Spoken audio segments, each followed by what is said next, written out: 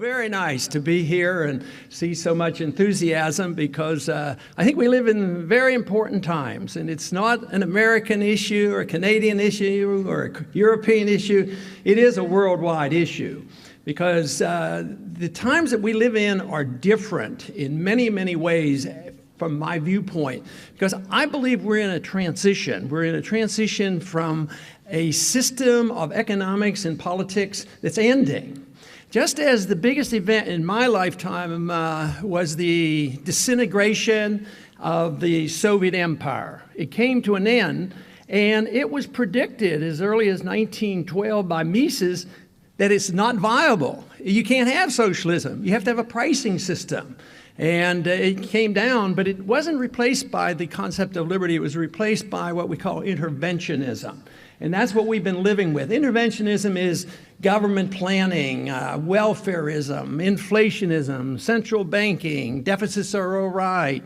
And this type of system comes to an end too, and that's what we're facing today. In almost every country in the West, it's debt. Debt is the big problem because it was taught for many, many years, the Keynesian theory of economics, that deficits don't matter, and if you come up short, you keep taxing the people till the point where they can't be taxed anymore. And then you keep borrowing until you can't borrow anymore. Then they think, well, it's magic. All you have to do is print the money, and it's going to work out, and you can do that for a while. My approach to all this is that's all completely wrong, and it's coming to an end, and there is a replacement, and it can be found in the cause of liberty.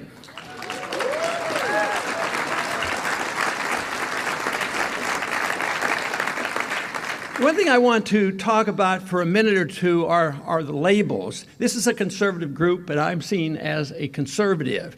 But even the term conservative have relative terms. If you were in the Soviet Union when it was starting to come apart, the conservatives were the ones who wanted to conserve Marxism, and the liberals were the ones who wanted to believe in liberty.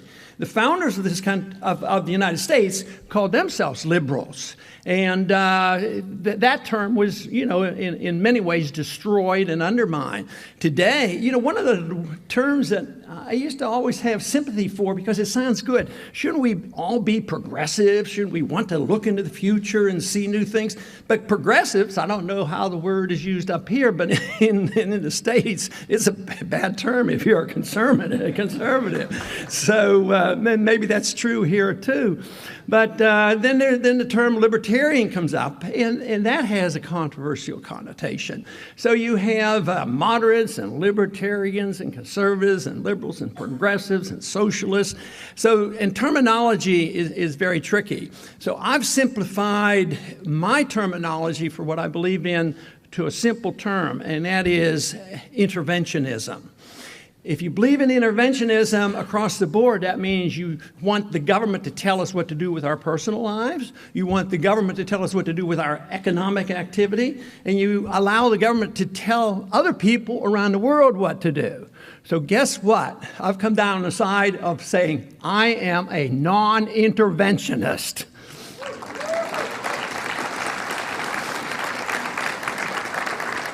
And that's what freedom is all about. Freedom's, the term has been around for a long time. Ever since the Magna Carta, there's been bits and pieces coming about. But right now, in the States, I would say that we've been going backwards in the last 100 years. We have undermined our monetary system, our free market system, our personal liberties.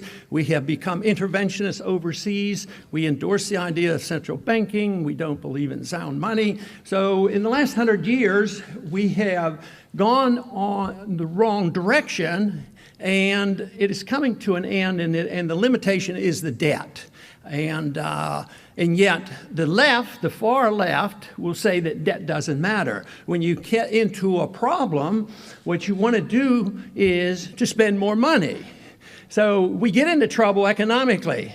Governments spend too much money, they borrow too much money, they print too much money, interest rates are too low for too long, and then they say, well, now we're in a recession, it's very serious. So what is the solution? Spend more money, borrow more money, print more money, have more intervention. And then they say, Why hasn't the recession ended? So that's really where we are today. So I don't see an end to the recession coming. Yet today, there were very good statistics today on the unemployment rates in the States. You know, that there were more jobs made than it has been for quite a few years, and the inflation and the unemployment rate has dropped. But just as labels can be tricky, we have different statistics. We have government statistics and we have real statistics. But I'm sure that doesn't occur in Canada because you're all very honest and friendly people, and your governments would never want to deceive you into anything. So this past week in New York City, I happened to have had a quick visit in New York City, although they have to really talk me into going to New York City after living in Texas. So, but there was news this week, and the stock market hit new highs. In nominal terms, not in real terms. If you price this in dollars, it's a disaster. The price of the stocks are way, way down. But nominally, and excitement on Wall Street and the people who do trading made a lot of money. Historic highs, over 14,000, exciting. At the same time, it was announced in New York City that there were 50,000 homeless people looking for a place to sleep. Now, isn't that astounding? But it fits in to this understanding of Austrian economics, that some people thrive and some people suffer. Our school system is in bad shape in the States. There was a statistic this morning that said 80% of our graduates from high school in New York City can't read. I mean, this is a big, serious problem. So if you look at the superficial, you might say, well, we're coming out of this. But if you look at the reality is. Now, there's an economist who's an Austrian free market economist by the name of John Williams. John Williams does what he calls shadow stats. So he measures most of the government statistics from the old method, say unemployment. What's the real unemployment according to the old statistic? He says it's 22%. And that sort of explains, why the people feel worse than what the headlines are saying. He says our inflation rate, the price is going up, is 10%. So this in a way explains the discrepancy between the way people feel and the way people are actually going. So there's a simple solution to all this. Don't send anybody to your legislature and to your government unless they tell you the truth all the time. That's what we need.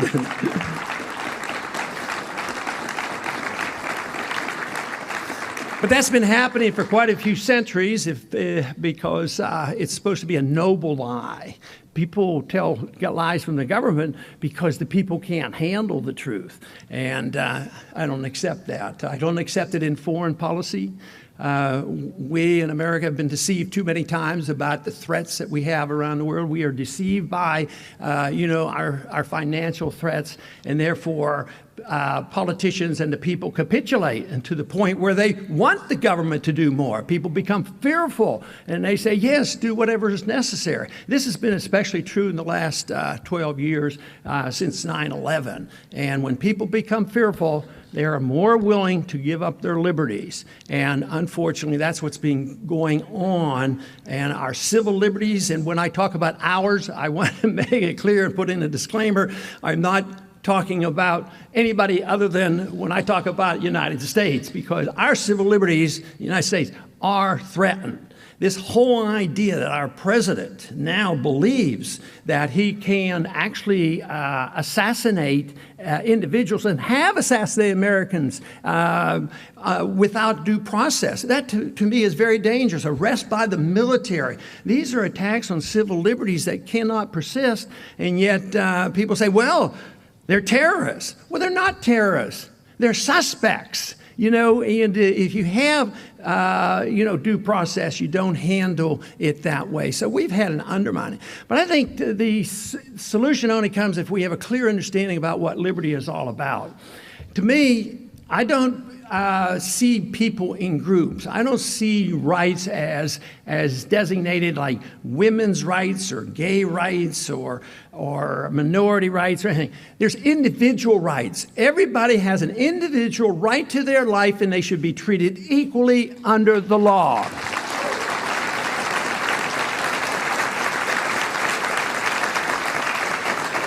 And this is not because government says so. My belief is that it's a natural God-given right to your life and your liberty.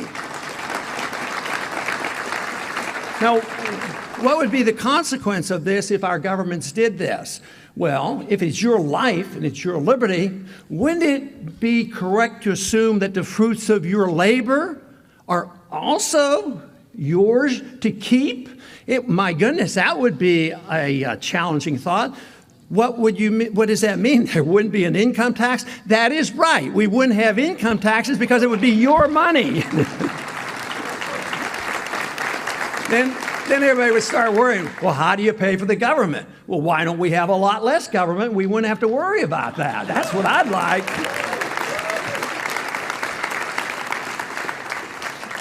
The best thing to try to work in this direction is to have a rule of law. In the States, it's the Constitution. All of us take the oath to follow the Constitution. But lo and behold, everybody takes the same oath, and everybody has a different interpretation of the Constitution. And they don't lose any sleep over it. So the rule of law doesn't work. So you have to have a rule of law, but you have to have quality people of character who will actually follow it. But restraints have to be placed. Our Constitution was written not to restrain the people. If you read it carefully, it was written to restrain the government. The government, thou shalt not do this, this, and this, and stay out of the personal business and the economic business of all individuals. Now, one issue that I've addressed quite frequently, and I think is important, because what has happened probably over the last 100 years is we've taken this concept of liberty, which I think our founders understood pretty well in writing the Constitution, that liberty was life, liberty was a right to your life, a right to your liberty, and right to keep what you earn. But for somehow, a while ago, it turned out that people took liberty and chopped it in two. They talked about personal liberty, your lifestyle, your religious values, your personal values, your sexual values, all these social things. Oh, well, we can't allow you to just do what you want. You might do dumb things. And the other group says, yes, but we can't have economic liberty because there's always somebody who's going to suffer. People will suffer, and we have to make sure that there's equal distribution. So there's some people will object to that and protect economic liberty, and some will protect personal liberty. My belief is if you believe in liberty, you will protect economic liberty and personal liberty, and they're all one and the same.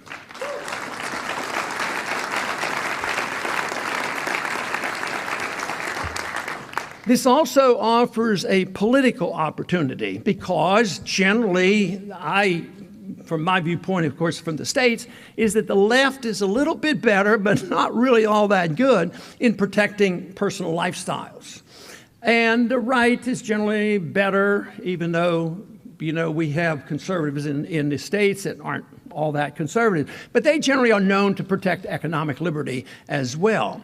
But if there is an appeal for liberty to bring people together, why shouldn't we be able to get people of all persuasions to come together to defend liberty? Not so much that everybody will use their liberty in the same manner, but they want their liberty because of their personal use.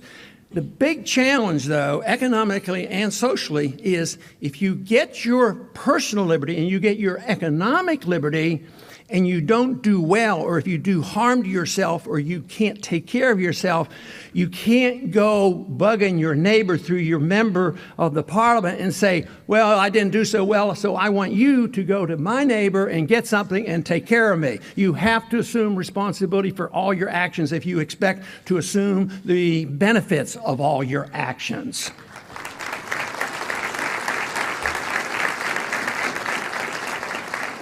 What I've come across in the United States in these last 5 years is a dramatic change in attitude, exciting change, and it's especially with so many young people as I go to our college campuses. And that is, there's a recognition of what I'm saying is true, that there is a disconnect between many who are making a lot of money and doing well and getting the bailouts and those that are suffering. You know, the programs, our housing programs, were designed to make sure everybody had a home. And it was magic. Buy a home for $100,000. In a few years, it's worth $150,000. It's magic. It's a cure-all. So, and everybody qualified for credit. Now, Austrian economics teaches that if you create a lot of credit, artificially low interest rates, overbuilding, you have a bubble, and the bubble will burst. So the programs were designed to make sure all poor people had a house, and they would get rich because the value of the house would go up. The truth is you can't create wealth out of nothing, and it would end, and it did end. So what happened to the poor people? They lost their jobs, they lost their houses, and the people who were doing all the speculating and making billions and billions of dollars, guess who got bailed out? They got bailed out. And then the poor and the middle class get upset. I think we as libertarians and conservatives come up short in identifying with the people who get messed up with this economic policy. And we lose the moral high ground because those who want to use force to take from productive people and give to the non-productive, they win by saying, yeah, we really care.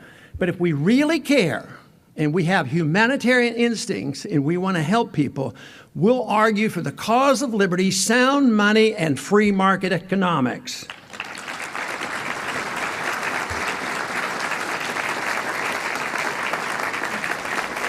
But the recognition is there today, and most people now are starting to realize it's not sustainable. Even those who are able to work in the system and trade the stocks and make money, they know it's coming to an end and that these debts are unsustainable.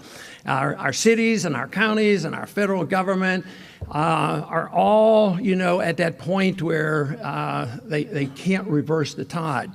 Now, the one advantage that we have in the States is the fact that since World War II, we have been the economic military powerhouse. Economic wealth and military power conveys confidence in the system. It conveys confidence in the currency. And it was designated that the U.S. dollar would be the reserve currency of the world after World War II. And this gave us great privilege. So we immediately abused that privilege from 1945 up until 1971. And as predicted, when I was starting to read economics and the predictions were made in the 50s and the 60s, this can't work. You just can't print dollars and pretend that if anybody comes and any foreigner, Americans weren't even allowed to own gold, any foreigner comes down and puts down $35, they get an ounce of gold. Well, we went from 700 ounces of gold to less than 300 million ounces of gold, and it had to end, and it did. The market ended it, so it broke down, and it was an eye-opener for me, August 15th, 1971. And I thought at the time, oh, this is a big, big moment, and what is it going to lead to? And I thought a lot of trouble, and we're still suffering from that problem. But I never dreamed that the confidence worldwide would last so long, that there would be such a trust in the dollar. Today, we're suffering from a severe inflation. There's not confidence in the economy, and that's why real investment, we're in the States, we're not rebuilding our steel plants and all. I mean, we're not productive. The only thing that we're capable of producing that the world's still willing to take are dollars. But I don't understand how long or why they will, but they keep doing it. But there is an interest in protecting the dollar. I mean, even if the Chinese became unhappy with us and they could bring us down because they have $1.3 trillion, I mean, they could mess up the markets pretty well. But why do they want to ruin their dollar holdings? So in a way, we're holding people hostage. And as long as there's trust in the dollar and confidence in the dollar and confidence in us, this thing is going to continue. But what it does is builds a bigger and bigger distortion, a bubble. And the biggest bubble from my estimation today, is in the bonds, because you're getting negative interest rates and people are still buying them.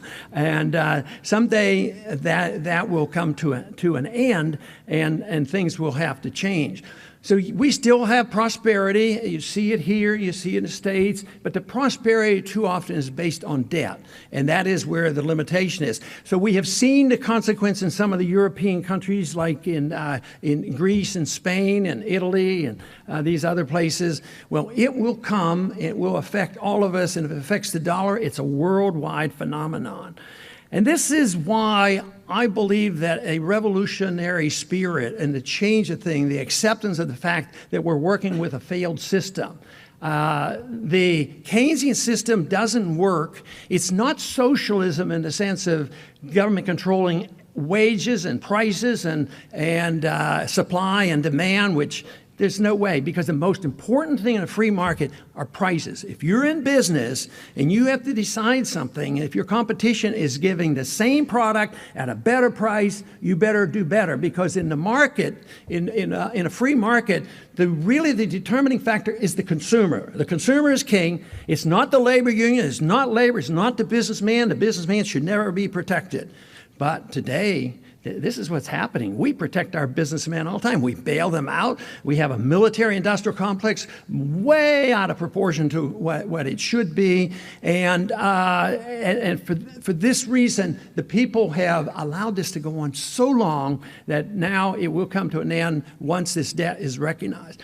Now you say, well, if you don't have wage and price controls, why do we have such distortion? It has to do with the monetary system. It's the fixing of interest rates. Oh, yes, isn't it wonderful? Interest rates are zero. Bernanke, Greenspan was doing this for a long time. And most people can see Greenspan had interest rates too low, too long, and created this distortion. So Bernanke said, that is true. So what does he do? He lowers them even more. And they even print more money. So it just goes on and on. But the big point there is the fixing of interest rates lower than the market. You cannot run a sound, growing economic market without savings rates that are honest. They have a system of government today with central banking where they are the central economic planners. And they come in and we get into a recession, which is essentially what happened here. And they say, well, we get out of the recession by printing more money and lowering interest rates. And then we'll wait and see. Well, they say, well, what happens if prices start to rise, which they will? Oh, then we have to slow the economy. So a booming economy with growth is corrected by causing slower economy. Now, if you have a free market and the economy is booming and there's economic growth of 25%, nobody ever wants to turn it off. I mean, so we purposely turn it off to crash the economy to manipulate prices. So they're price fixers. They're worried about prices of commodities, and they're going to fix it always with central economic planning. We had that debate at the Constitution, at the time of our writing of our Constitution, between Hamilton and Jefferson. Jefferson was a hard money guy. He was against the central bank. Hamilton argued for the central bank, and they had the first national bank. So we've been arguing this case for a long time. Guess which side I come down on? I say no central banking and no Federal Reserve System.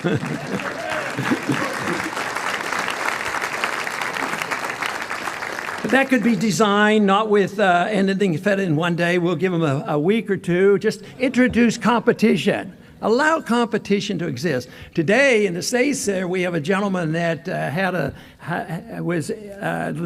instituted the Liberty Dollar and let people use their own silver dollar. And the Constitution said only silver and gold can be legal tender. Well, he was immediately arrested. His gold and silver to the tune of millions of dollars was confiscated. He never committed a crime, never committed fraud, never told a lie. And he was charged with counterfeiting and terrorism.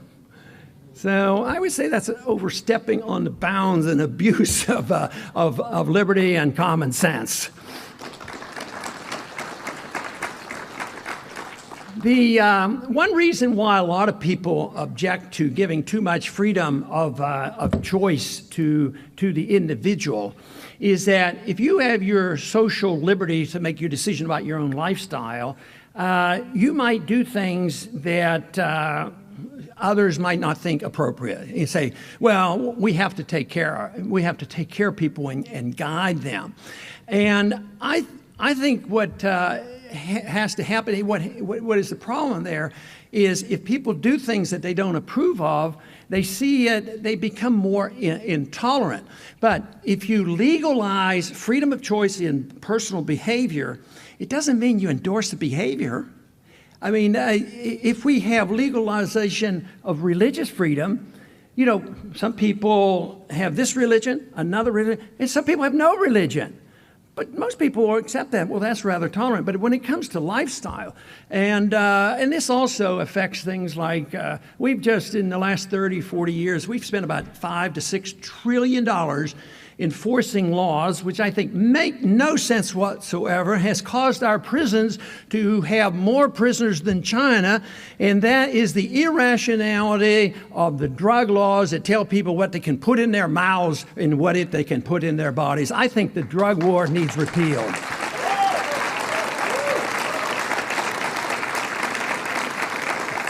But at the same time, you know, I have children and grandchildren. I'm a physician. I think drugs are very, very dangerous.